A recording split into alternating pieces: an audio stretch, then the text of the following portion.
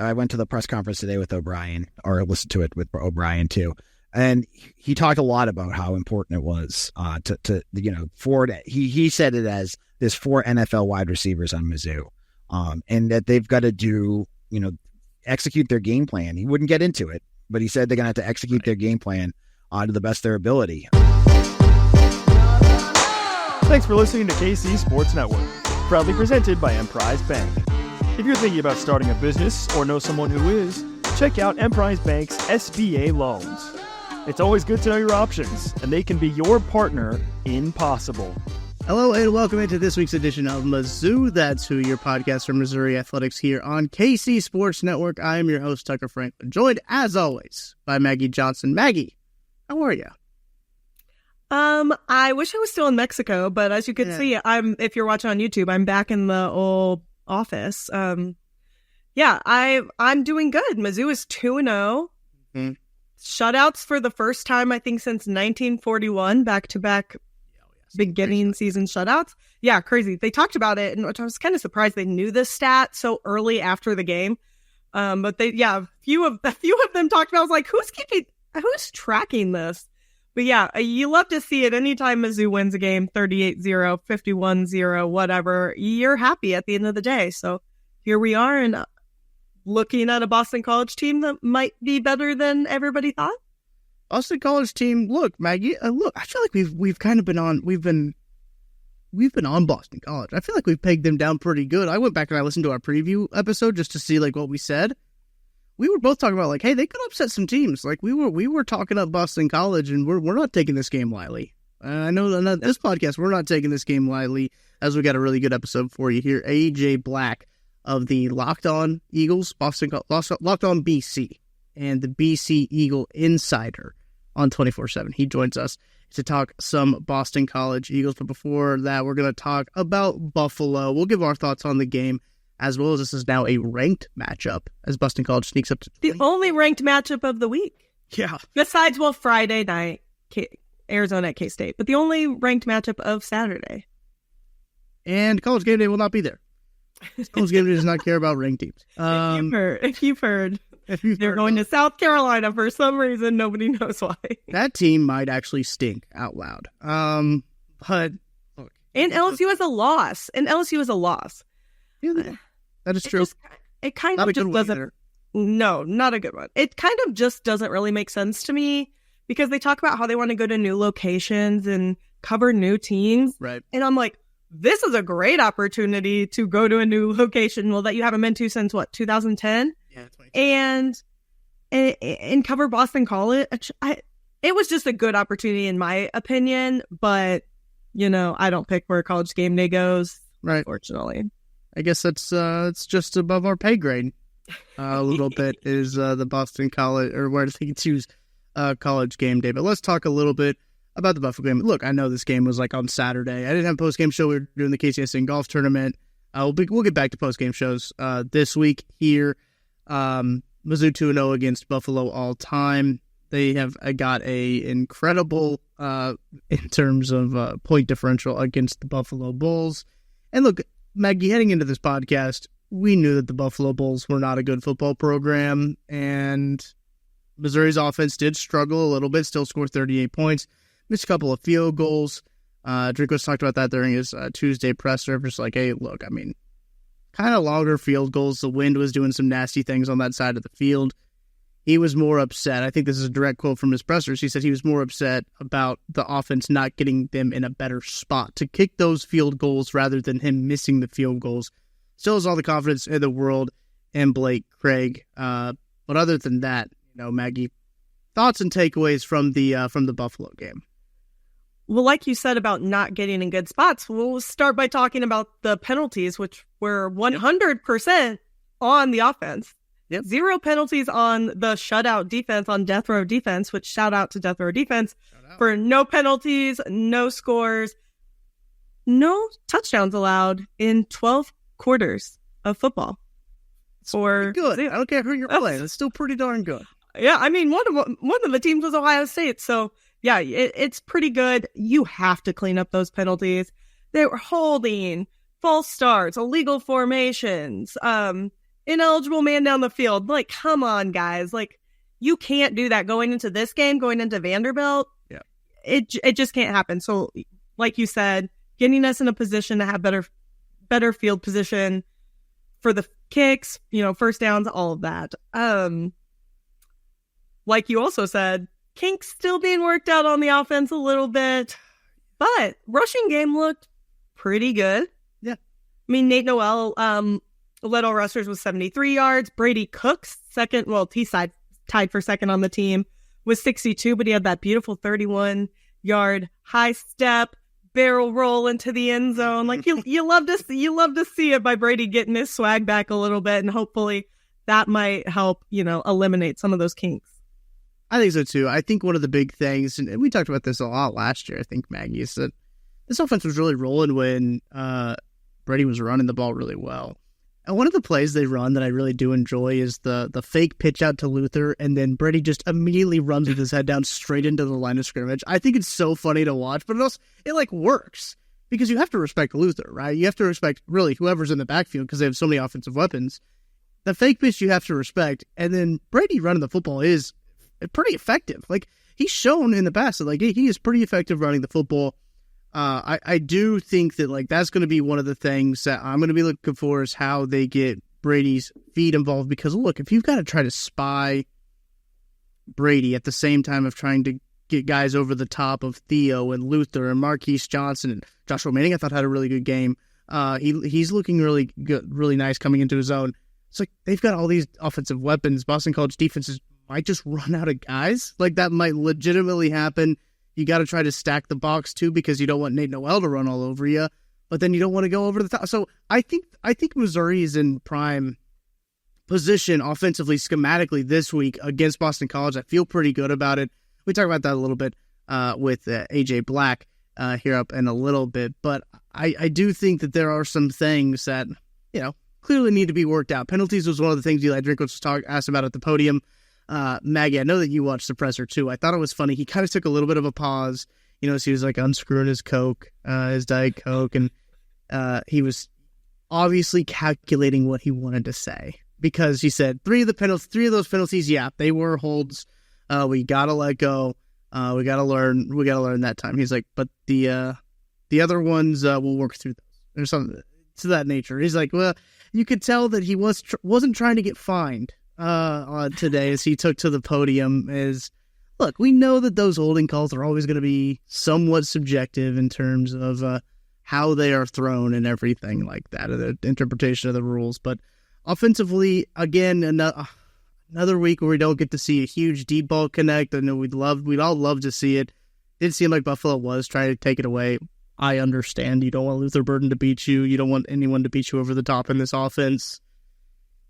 This just might be Missouri's offense. Now, it really might just end up being that Missouri's going to have to, not necessarily dink and dunk, but take what they can get. And look, we've seen this happen with, on a much bigger level, with Patrick Mahomes, right? During the Tyreek Hill years of them covering over the top, going too high safeties, making sure Tyreek Hill doesn't beat them deep. And then you see Sammy Watkins get underneath. You see DeMarcus Robinson in those 2018, 2019, 2020 years. You see that there. And I think there are kind of some similarities with that offense to this offense in terms of the amount of the weapons that they have. You have to try to keep the lid on the top of the defense. They've got a ton of weapons underneath that they can kind of eat. And I think we did kind of see that in this game, Maggie. When they were rolling, that's what it was the underneath stuff and the yak and everything. Yeah, and yeah, you got Luther playing out of the backfield half of the time. Yeah, that was wild. I mean, I think it's going to be very hard for Boston College. I know Castellanos is a good quarterback, and we'll talk about that later with AJ. But I just think we have too many weapons. You can't double team anyone. You can't. I mean, you saw what Theo Weiss did he had 13 receptions for 149 yards, I believe. Yeah. I mean, Luther was out for an illness, which we found out kind of after the game why he left. But there's just really nobody that you can sleep on. Mookie had a good day. Yeah. And then when you're getting guys like Nate Noel who are having awesome blocks too. He had a great block on the 1 yard line for Brady when he dove in there. So yeah, you're getting all this stuff from all these players. I don't think that they're going to be able to cheat like Buffalo tried to do, because Buffalo just didn't want to lose by 60. Right. Like, let's just call a spade a spade. Yeah. But we are going to have to make those connections. I'd love to get Marquise Johnson more involved in the pass game, because he's going to beat any corner, any safety that Boston College has. So we got to get him involved before this weekend, before Vandy. But I think it'll come. They have all the confidence in the world in Brady. I have confidence in Brady Cook. We saw him do it. Like, this isn't like last year, the beginning of last year, when we're like, who's going to be our quarterback? I don't know if Sam Horn is as good as, right. We're not there. We know Brady Cook can make those passes. He's going to get there with a very experienced wide receiver core. We just need to know when he's going to get there. And I'm hoping it's this week. Yeah. And that's the thing too, is I'm not like, I'm not hitting the panic button by any stretch of the means. It's one of the things where I'm just like, I think I said it in the Murray State postgame show. It's nitpicking. It really is, because this offense is still moving the football. They're still scoring points. And they're still getting it done without the deep ball. Defenses are going to be keying in on the deep ball. So, like, that's one of the things that you're going to have to take into with a grain of salt. And when they throw them, you want them to be connected. We're getting into the stretch of the schedule where you got to connect on the deep balls. If you're throwing them, you got to be able to, because the margin of error gets a little bit thinner. And the Tigers have had a really good ramp up in terms of difficulty, because Murray State, not a very good football team. I think we all know that. They're not a good FCS team. The Buffalo Bulls, not a very good MAC team, but they are. They have MAC talent, right? Like, they have some sort of FBS talent on that field. BC might be a pretty decent group of five, or Power 5 team. So like they're gonna get a great test here. I feel confident in Missouri's chances in this game, but it's gonna be a test. Like, this is gonna be the hardest opponent that they have faced so far. It's gonna be a test for this Missouri Tigers defense, as well as, you mentioned they got another shutout, 200th shutout in program history. Did you know that? That's crazy. I didn't. I didn't know it was the 200th. According to the game notes here, as I'm reading him, Mizzou's 8 scoreless quarters to open up the 2024 season represented its longest such streak since 1942, when the Tigers held Fort Riley and St. Louis scoreless to a combined 7 quarters. The first time Missouri has opened it with back-to-back shutouts since 1935. Don Farrell's first season as head coach. 39-0 over William Jewell, and 7-0 over Central Missouri. So those are the schools that they were playing at the time, and this is Missouri's first outright back-to-back blankings since October 8th to 15th in 1966, with wins over Kansas State and Oklahoma State, respectively. So, look, I've been really encouraged by the Missouri defense before we hop into our interview here with AJ Black. Maggie, thoughts on just the Missouri defense? I know we touched on them a little bit, but heading into this game specifically, how do you feel? I feel like our transfers have come in and done what they were brought in to do. Corey Flagg Jr., he led the defense with 6 tackles overall. He's just making his presence known. I think he's making his presence known on the field. I think he's making his presence known as a leader.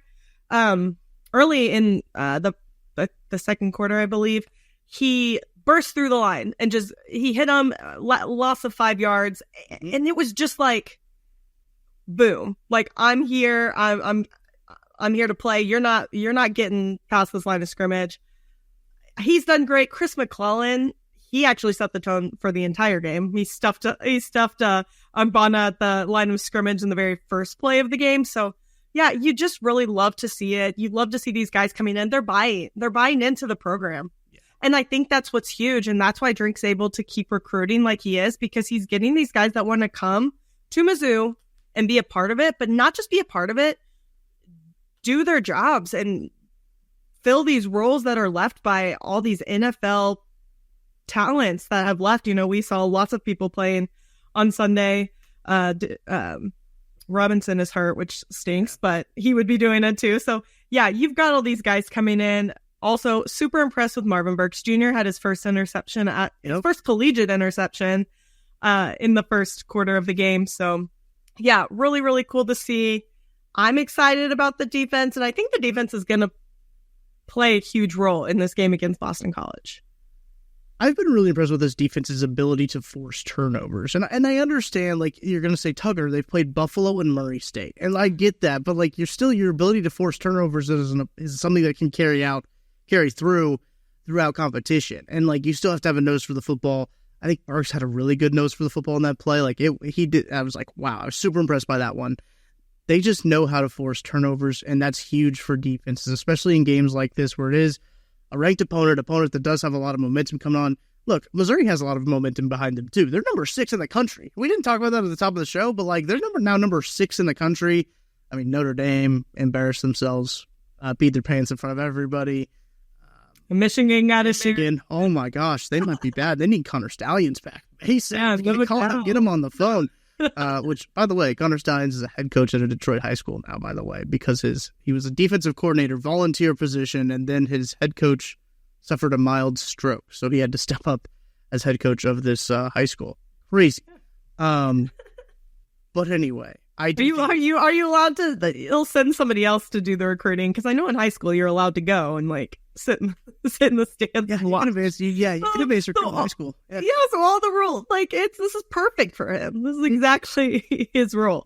I watched the documentary, and my opinions on the matter, I don't know if it's necessarily as big of a deal as Ohio State fans think it is, right? I just think he was really good at what he did. Yeah, I just think we like watching big teams kind of fail a little bit, and everybody does. People like watching Mizzou fail. We like watching Kansas lose to Illinois on Saturday nights. I mean, you just like to see it happen. We got to be careful, Maggie. We talked about how bad Kansas's uniforms were on the last podcast, and we were told that we talked too much about Kansas, and it was maybe a minute. Sorry, they're bad. They're bad uniforms. I'm sorry. Bad uniforms. Everybody's got to be happy, though, that they lost. It might be kind of two rivals, but Illinois is not really a football rivalry, so it doesn't matter that much. I don't care about Illinois in anything, truthfully. I'll be honest with you. Like, I do not think about Illinois once. I think about it a decent amount, but that's only because you're on the other side of the state, though. Yeah. I'm on the Kansas side of the state. You're on the Illinois side of the state, so it makes sense. Yeah. I think about Kansas a little bit more than I think about Illinois, just because of I think geographically where we're at, that makes a lot of sense for us. But seeing Jalen Daniels just like wet the bed in front of everybody, and it's kind of fun. An Illinois defensive player actually got defensive player college football's player of the week. So good. That's pretty kind of embarrassing if you're Kansas, but now we might not have to worry about them in the playoffs unless they somehow come back and win the Big 12. But based on what I saw, I don't see it happening. So I think all right. Also, they were talking about like Notre Dame still being able to make the playoffs, but I think if you lose to NIU or a MAC school, you should be automatically disqualified from making the playoffs. Well, and they don't have an automatic in, so I don't see. The highest they can be is 5, which is nuts to think about. Now they can't be 5. But. Yeah, now they can't be 5. Yeah, I don't see it happening. I don't know how you can even. I do this poll where I vote. I do a top 25 vote. They have one person from each FBS school puts in a vote. I didn't even have Notre Dame. I may have had them started like around my 10 spot, but they're Notre Dame. This is the same Notre Dame we get every year where they come out highly ranked and then they lose to some stupid team. I was in South Bend when they lost to Stanford a couple of years ago. So, I mean, this is just what they do. I never expect too much out of them. If they make the playoffs, there's something wrong with the playoff committee, which we already know that. So. Yeah, there already is something wrong with it. I think that'll do it for our thoughts on Buffalo. We get into it a little bit with AJ Black here. Great interview. Really did enjoy his insight on the Boston College team, a team that is. Look, they might be a darling right now when it comes to college football, this Boston College team, and Missouri has a chance for a lot of people not to like them if they do beat this Boston College team. And look, Maggie, I know you're going to be at the game, 11:45 kickoff at Faurot Field, and if you are going to be at the game, make sure you are wearing your home field apparel. Look, I have made the promise on this podcast, and I'm wearing the hoodie until Missouri loses, and it is... The weather in Missouri has drastically changed since I made that bet. I made no promises. Yeah, since I made that, It's been tough. Today I'm kind of sweating through it here, but nevertheless, I made a promise. I'm wearing the hoodie until the Missouri Tigers lose. I do not anticipate it to be this week, but you can go get outfitted with whatever you want from the Missouri Tigers collection at homefieldapparel.com. Use code Mizzou24 at checkout. And you can get 15% off your first order. Not just Mizzou. I'm wearing my Rutgers shirt underneath this because I like to wear home field apparel legitimately all the time. It is comfy stuff, good stuff there, good designs. Maggie, you're rocking the Fight for Old Mizzou shirt, right? That's a design. I know. Look at, isn't that nice? The football tiger. I have a good mascot logo. The football Truman is a good one. So make sure you can get those designs and more. Homefieldapparel.com, Mizzou24 at checkout. Get you 15% off your first order. Let's take a break. When we get back, we'll be back with AJ Black, the publisher of BC Eagle Insider on 24/7. Good thing I wrote it down because I did not remember it. And Locked on BC, the host of that podcast here. We'll take a break. We'll be right back. We appreciate you supporting KC Sports Network by listening to our podcast. You have helped us become the highest-ranked Chiefs podcast network in 2022 and 2023. And don't forget about our daily Substack newsletter, the best written analysis you can find on the Chiefs straight to your inbox every day. kcsn.substack.com. With big wireless providers, what you see is never what you get. Somewhere between the store and your first month's bill, the price you thought you were paying magically skyrockets. With Mint Mobile, you'll never have to worry about gotchas ever again. When Mint Mobile says $15 a month when you purchase a 3-month plan, they mean it. Say bye-bye to overpriced wireless plans, jaw-dropping monthly bills, and unexpected overages. Mint Mobile is here to rescue you with premium wireless plans starting at just $15 a month. Worried about losing your phone? You can use your own phone with any Mint Mobile plan and bring your phone number along with all of your existing contacts. You can ditch the overpriced wireless with Mint Mobile's deal and get 3 months of premium wireless service for just $15 a month. To get this new customer offer and your new 3-month premium wireless plan for just $15 a month, go to mintmobile.com/KCSNMTW. That's mintmobile.com/KCSNMTW. Cut your wireless bill to $15 a month with mintmobile.com/KCSNMTW. $45 upfront payment required, equivalent to $15 a month. New customers on first 3-month plan only. Speed slower above 40 gigabytes on unlimited plan. Additional taxes, fees, and restrictions apply. See Mint Mobile for details. AJ, thanks for hopping on and joining us today. I'm really excited to talk about this BC team, a team, Maggie and I have kind of talked about for a while, ever really since our season preview podcast. We had our eyes on Boston College, and they've made some noise. Those Eagles have made some noise over there in Chestnut Hill, but appreciate you hopping on with us. First, I just want to know what the vibes are at Chestnut Hill, because it seems like everything I see, vibes are high. Yeah, if you were to ask the super fans, they say the vibes are immaculate. They love that term. So yeah, it's been really high. I mean, Boston College is ranked again, number 24 in the country. And it's with the hiring of Bill O'Brien, I thought, this is going to be the first time in a long time that Boston College went out and hired a coach that means business, like that shows that you're ready to compete and be a top level ACC team. I mean, Bill O'Brien, everyone knows the story about what he did with Penn State, bringing them back when they had all the sanctions after the Jerry Sandusky stuff. He, was successful with the Patriots. He did, with the Houston Texans. He's done quite a bit. The fact that it kind of fell on BC's lap because Jeff Hafley just took off at the last minute. And that ended up, at first, and still everyone has the right to be mad at him. But in actuality, like it ended up being, like a present for BC because Hafley, I mean, if you were to ask me what was going to happen this year, given the schedule that Boston College had under Jeff Hafley, who I don't think is ready to be I don't think was ever ready to be a head coach. I don't think they would have. I think he was just cruising to kind of coast through this year and get fired. So it kind of fast forwarded that to a coach that BC's had their eye on the last 2 coaching searches. It just never worked out. And you brought in a guy who, has been much more structured. BC put much more money into the program, again, showing a change in culture here. They hired away Florida's strength and conditioning coach. They were supposed to just hire one that Bill O'Brien has worked with for ages and calls the best strength and conditioning coach in the country. And it's, 2 wins to beat Florida State. I mean, I don't think anyone up here expected that. I mean, they won by 15, but could have won by like 30. The way I mean, the coup de grace to that was kneeling the ball on like the 5-yard line to end the game. They could have just punched it in and showed what's what, but I think fans are very, very excited. You had 40,000 plus fans for an FCS game last weekend for the opener. You never see that unless it's Holy Cross because they're just down the street. So there's a lot of excitement here in Chestnut Hill. You brought up Bill O'Brien, which I think was a great point. I kind of wanted to talk about him a little bit more. Sure.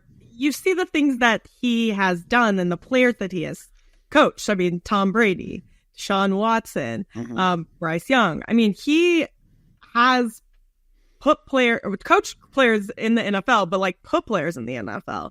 So really, like, what else do you think that Bill O'Brien has done? I've read a lot of stuff that he's like out on the trail, I guess, and like he drives a Jeep Cherokee. So he's like, kind of like keeps it cool. He's not, trying to overly impress. But I don't think you're going to get those types of players at Boston College that like want the shiny things. You know what I mean? I think I watched one of the press conferences and they were talking about, what are you going to do tomorrow? And they're like, this is Boston College. We're going to class. So I think you're going to get those players that really want to develop under somebody like Bill O'Brien, but are also at Boston College for what Boston College can give you. Right. And you see that immediately with Thomas Castellanos, who was the one that said that, right? The quarterback. This is a kid that came here from UCF, and he had the chance to bolt after Hafley left. Hafley brought him in, right? And he stayed. And the reason he kept saying he wanted to stay was to develop under Bill O'Brien. You look at what he did with Bryce Young, who has similar-ish comps to what Thomas Castellanos has, smaller quarterback, and very mobile.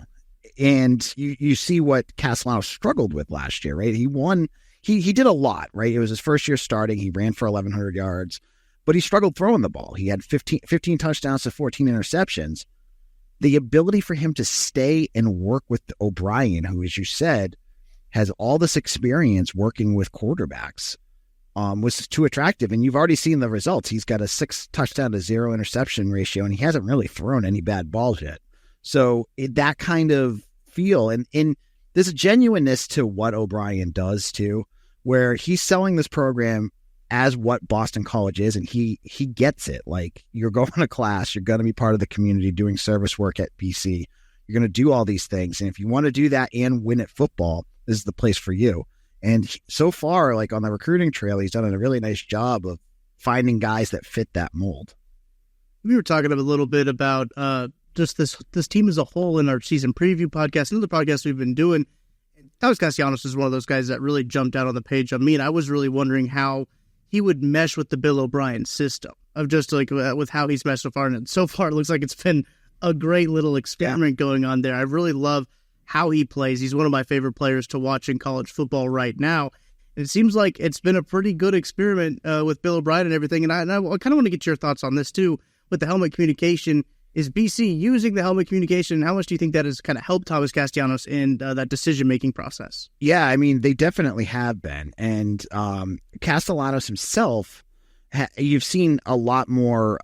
It's all like the ins and outs of what being a quarterback is about. He's kind of, O'Brien's helped drill and simplify that so that he can do what he needs to do to throw the ball more effectively. Watching him end of last year versus camp this year, when O'Brien opened it to the media, Jeff Hafley, you never could go to camp, so it was awful. You got to, so side note, right? Castellanos, you could see it in his footwork. Like, he was much more confident. He could move in the pocket. He could climb the pocket, move it. He did all those things, and those were things that Will Long, the offensive coordinator who used to be with the Patriots and has been with O'Brien for years, Jonathan DiBiaso, who's a local young coach who's going to be rising up fast, and O'Brien all worked with him, before practices, after practices, on all of that. And you see the difference. It's night and day with that passing acumen that Castellanos has. I saw somewhere that Florida State actually offered Castellanos, but told him that he had to be a DB if he went there. Is that true? And then you also brought up that he said he wanted to, stay. Well, he was already at BC, but like stay at BC because of that system. Have you talked to Castellanos? Is this something that being a quarterback is like really important to him? Is it a next level thing? What do you know about him future wise? Yeah, I mean, he's talked a lot about how he wanted to be a quarterback, and yes, the Florida State stuff is true. I don't remember if it was a defensive back or just an athlete. I don't know. I know they weren't going to use him as a quarterback. But yeah, he stayed because he wanted to be a quarterback at BC, and he also mentioned too that he wanted to stay at Boston College, not just because of O'Brien, but because the community itself had kind of embraced him. He'd become like, he's a big figure on campus. I mean, he's 5'9", but he's a big personality on campus, and the community has embraced him. And, you know, he said earlier this year that was a big part of why he wanted to come back, was because Boston itself had made him feel welcome. He wanted to kind of pay it back and stay with the Eagles. So that has been a big thing. And, you know, whether people had, you know, there's been buzz that were teams, SEC teams that were pushing for him this offseason. You never heard about it. He came out pretty quickly after O'Brien. I think he was one of the first players after O'Brien came back and they opened the transfer portal for that month that put out an Instagram post saying, I'm coming back. It didn't take him long. It's super exciting there too. And I know it's easy to talk about Castellanos, right? And he's a sexy player. I want to know kind of what's one part of this, what underrated part of this offense that you think that has made this team tick so far? It's the offensive line and the running game. They ran for over 300 yards last week, and they ran over 200 yards against Florida State. And it's not just one guy. You're going to see a whole, like last week, it was 4 guys, I think, that had 50 yards plus. And that was without even running Castellanos. Against Duquesne, they just didn't do it, which is great because you don't want to risk hurting him. But he didn't even need to do it. So you see Kai Robichaux, who is the running back from last year. He's a transfer from Western Kentucky. He's more of like a bowling ball. You'll see him out there quite a bit. Trayshawn Ward, if you followed Kansas State last year. We know him well. Familiar with Trayshawn Ward? Yep. He's been the revelation right now. I mean, he's a big factor in the pass game. He caught a touchdown pass last week, and I think he caught one the week before, and he dropped one that would have been a touchdown. Yeah. That one too. So he's a big part. And then there's the guy with the best name ever, Turbo Richard, who's a true freshman, and his real name is Turbo Richard. Awesome. And covering his recruitment, I had to keep asking folks, like, is his real name Turbo? And they're like, yeah, that's his name. I'm like, okay. Which is the best name for a running back. So Turbo Richard, he's from South Carolina, and they're using him quite a bit. He's built like a moose, like a 5'9" moose. And he's quick, but also big, and can move the ball. So that behind the offensive line, which has actually played really well, I think has been a big factor for BC so far in their success, because they haven't really, they threw the ball 10 times against Duquesne for 234 yards.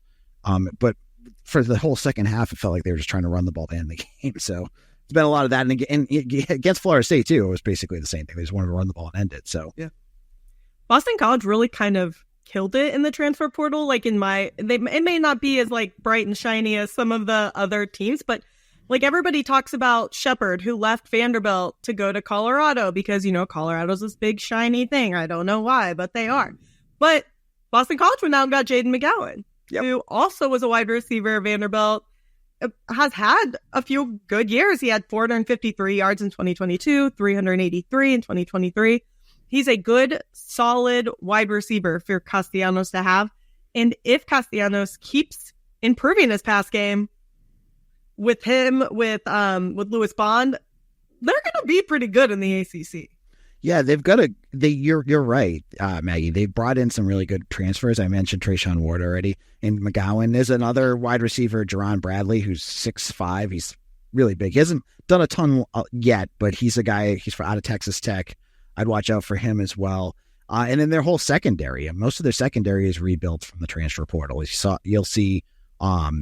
Braquise Brown out of Georgia State, and I'm blanking on his name. Ryan Turner of Ohio State, and Cam Martinez of Ohio State. Both guys who came to BC because they were recruited at Ohio State by Jeff Hafley, and then Jeff Hafley left them. So they stayed with the Eagles. They met with Bill O'Brien and decided that was still the best fit for them. But they're all going to play big roles, and that portal has been really critical for BC. They really build up that depth that they needed, and credit to Hafley before he left to do that, because it's been critical at some really key positions that they did that. I want to stick with the defensive side of the ball for Boston College because, look, Mizzou has some pretty potent wide receivers, and we saw against Buffalo for Missouri, one of the big focuses was making sure that they didn't get beat on the big plays. I'm sure it's been talked about around Boston College of Luther Burden in the wide receiver room that the Missouri Tigers have. How do you anticipate them defending this Missouri offense? We talked about it I went to the press conference today with O'Brien, or listened to it with O'Brien too. And he talked a lot about how important it was he said it as there's 4 NFL wide receivers on Mizzou, and that they've got to execute their game plan. He wouldn't get into it, but he said they're going to have to execute their game plan to the best of their ability. I would imagine a guy like Amari Jackson will probably be the guy that gets on Burden. He's BC's number 1 wide receiver, defensive back by like a mile. I assume they'll put him on there, but you've got some other guys, like I mentioned, Breakreese Brown or Ryan Turner that could play, and then Max Tucker. Those are all defensive backs. They're gonna, it's gonna be, I imagine BC's gonna go with a bend not break defense. A lot of like making sure they don't get hit with explosives, don't let up the big plays, try to make Missouri run down the field and score without making mistakes, and see if they can put some pressure up front as well, because they've got some good defensive ends and some aggressiveness up front that we didn't see against Duquesne because they kind of try to keep it off film. But I expect to see a little bit more of that because that's what Tim Lewis, the defensive coordinator, that's been his MO. You guys brought in a couple new running backs, but we also brought in a couple new running backs, both from the Sun Belt in Marcus Carroll and Nate Noel. How would you feel like in the whole bend not break? Because I feel like someone's going to be on Luther all the time. They're going to be spying, because I don't know if you watched the game film on like Brady Cook, but Brady Cook can use his legs. How do you think that the defense is going to be able to hold up versus how they kind of held up versus Florida State? Because Florida State was an interesting team. Like, we didn't really know what was going on, but I never felt like Boston College was losing that game when I watched it. How do you think that the defense is going to be able to hold up to the entire offense and not just those wide receivers? Yeah, I mean, this is going to be their first big test, and this is absolutely a knock on Florida State because I don't know what DJU was doing out there. It was a mess. And it was not you couldn't really get a good indicator of what BC's defense could do. I mean, they did the best with what they had in front of them, but DJ didn't do much to help his own cause. So I'm really interested to see how they attack an offense that is as explosive as Missouri. And I'm not sure, do they have enough, weapons to slow this down? This is the first year under Bill O'Brien, so there's a lot of guys that are learning the new system. I feel like they're comfortable in it, and he has said that they're comfortable with it. But, when you play a number 6 team on the road, there's a reason why they're number 6. And, I feel like it's going to be stressing this defense. It's going to be a big question is how stressed BC's defense can get and still be able to be effective, because you haven't had to see what they've been able to do when their backs are against the wall because they haven't been put in that situation. So I'm not sure, but we'll have to wait and see. It's the same for us too, by the way, because it's like the biggest challenge that we faced as well. Yep. Going to face a real offense for the first time. Missouri defense, all that stuff. They haven't allowed a point all season, but they've also played Murray State and Buffalo. So right. You haven't had a whole lot of stiff competition there. Right. You mentioned the defensive line and the defensive ends that Boston College has. One thing that really stuck out to me when I was watching the Florida State game is how they dominated on the trenches on both sides of the ball against Florida State. And I was really impressed with the trench play for both of those guys, both sides of the ball. Well, how do you think that kind of plays into it with going up against a team that does have, a veteran offensive line in Missouri? They've got guys that have been there for a while, and Missouri has had some penalty problems in the last couple of years. This year specifically, we're getting some holds and stuff like that. Called a lot on some ticky-tack things. How do you see the trench play going in this game? Yeah, I mean, if you look back to what BC had last year, and I know it's a whole different regime, but it's a lot of the same players. BC was 130th in the country in sacks. They were dead last in tackles for loss. Now, it's a very different field this year because they have been, last week, I don't think they might have had 1 sack, but again, they were blitzing. They weren't doing much of anything. But you have guys out there that can put pressure. You got guys like Donovan Azaraku, who should be all ACC, Cam Horsley, and Neto Ekpalo. Those are the 3 guys up front I would watch for. Azaraku is going to be playing on Sundays. In a couple next year. He's he's found himself again. 2 years ago, he had 8.5 sacks for the Eagles. Last year it was 2. No one on this team could figure out how to get sacks, but he looks like he's playing like his hair's on fire this year. It's just like he's just flying everywhere. So he's going to be a big problem. He's a guy that, you're going to want your best offensive lineman on him. He moves around. He's, more that, outside. He can go outside more, come in inside if he has to. Does quite a bit there. Cam Horsley is the other one that I think will be NFL bound in about a year too. He's the defensive tackle. Last week was just kind of fun to watch from the press box area. He, against Duquesne, every play it was like snap, and he would be like a yard behind just like running right through them every single play. And, he ended up with like a Pro Football Focus grade of like 93 for the week because they just couldn't figure out how to stop him. And credit to their quarterback because he figured out how to not get hit every play, but the pocket was collapsing fast. So he's another guy I think could be someone worth to watch. And then Neto Ekpala had 6 pressures against Florida State. This is a guy that used to play track in Georgia. He's got good speed. He has not put it together in a couple years. This is a year that I think there's a lot of hope that he will. Because he's a good player. He's got good technique and everything like that. It's just he hasn't been able to get the results that he wants. So this could be a big game for him. I'm not sure how it's going to go in a place like Missouri, but we'll watch and see. What do you think? Give me like 2 keys to the game that Boston College has to do to beat Missouri on the road. So 2 big things I think for BC. They have to control the clock. They can't. If they try to turn this into a track meet, they're going to lose. I like BC's offense, but they're not built to score lightning fast against good Power 5 teams. They're going to need to drive and take, clock, control the clock, and keep Brady Cook on the sidelines. I think that's going to be a major factor.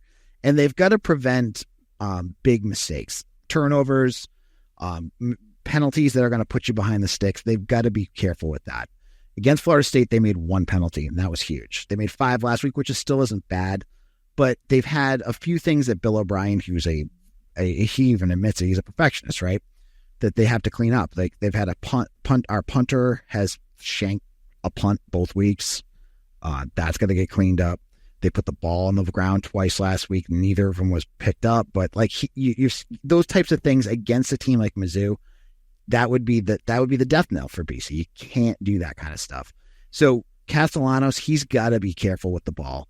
You can't give the ball back, and especially in plus territory, you've got to be careful with it. I think those would be 2 huge keys for BC. And honestly, like defensively, it's again like force Missouri to march the field, limit explosives.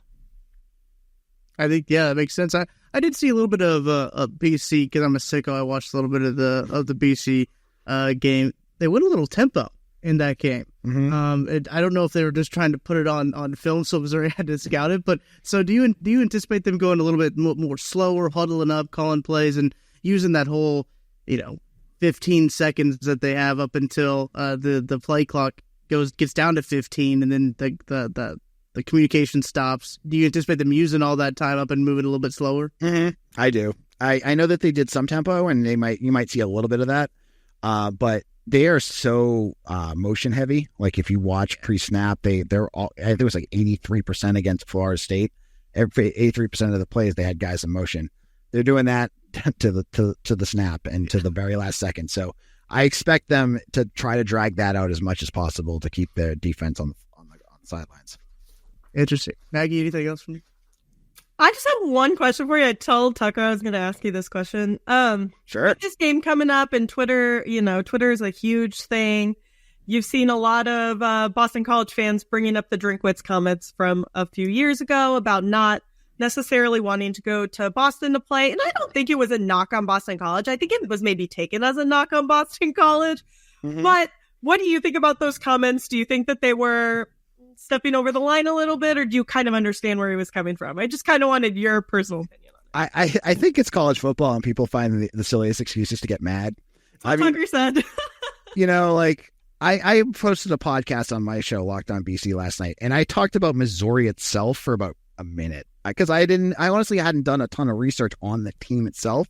I was just talking about how big this game is for BC, and I'm telling you, your fans, the Mizzou fans, found my podcast and yelled at me. I've been reading it to spend my morning. About right. My comment section, I usually get like it's BC because we're a smaller school. Get like usually like 8 or 9 comments in the morning. I got like 40, and all of them are Missouri fans yelling at me, telling me I don't know what I'm talking about. I'm like, I talked about Missouri for like a minute. And yeah, I talked about Brady Cook running the ball more, but I just read his stats. I didn't tell you like, this is a guy that I think this or this. So I think this is the part I love about this type of game. Like, yeah, Missouri and BC have like 0 in common, but boy, do our fan bases go at it. We get my crazy BC fans going nuts on Twitter, and your Missouri fans going right back at him. And all of a sudden, the game that has nothing, like, would look completely random on paper is now a top 25 matchup with 2 fan bases that just can't stop sniping at each other. It's been, I've found it really amusing. If it makes you feel any better, they always yell at us too, and we do a Mizzou podcast. And also, I have PTSD watching the NFL anytime Zay Flowers comes on. So if it, True. like I was talking to somebody the other day, we were watching the game, and I go, do you know where Zay Flowers went to college? And he's like, no, let me think. And I'm like, well, I have PTSD from it, so you should figure it out. And he's like, oh, Boston College. I'm like, yep. Yeah, that was the other thing they complain about, is that BC rushed the field after that win, and I was Mizzou like 2-2 at that point. You got to remember, at that point, things were pretty bleak for BC fans. We didn't have a lot to get excited about. So, right now, it's, the top 25, and you get a coach that doesn't even want to hear it. You bring it up to him at a press conference, and he's like, I don't care. So it's a very different, as you brought to kind of go back to the first comment we talked about. The vibe is very different. Like the expectations now are much higher. And you look in, you started the season off looking at the schedule. And I don't know what's going to happen on Saturday, but if, for instance, if BC wins this, like to go 3-0, when I looked at the schedule, I was like, good Lord, if they can get to 6-6, that's a miracle. But now I'm looking at the schedule and I'm looking at all these teams. I'm going, BC could beat, after Missouri, like a lot of them, the way that they're playing. So again, going back to, this is the fun of college football. Anything can happen. It's been 15 years since BC's been relevant, and I missed it. And now it's back, and got a fun game ahead of us on Saturday. It'll be a blast. I'm super excited for it. 2 very exciting brands of football as well. Going out at 11:45 kickoff time, Central Time, 12:45 out. And if anyone's from Boston, this 11:45 Eastern or 12:45 Eastern time. But AJ, appreciate you hopping on, talking some ball with us. We do appreciate you joining us on the Mizzou That's Who podcast. That's going to do it for this week's episode. I'm Tucker Franklin for Maggie Johnson. We will catch you guys next week after a Missouri Tigers win.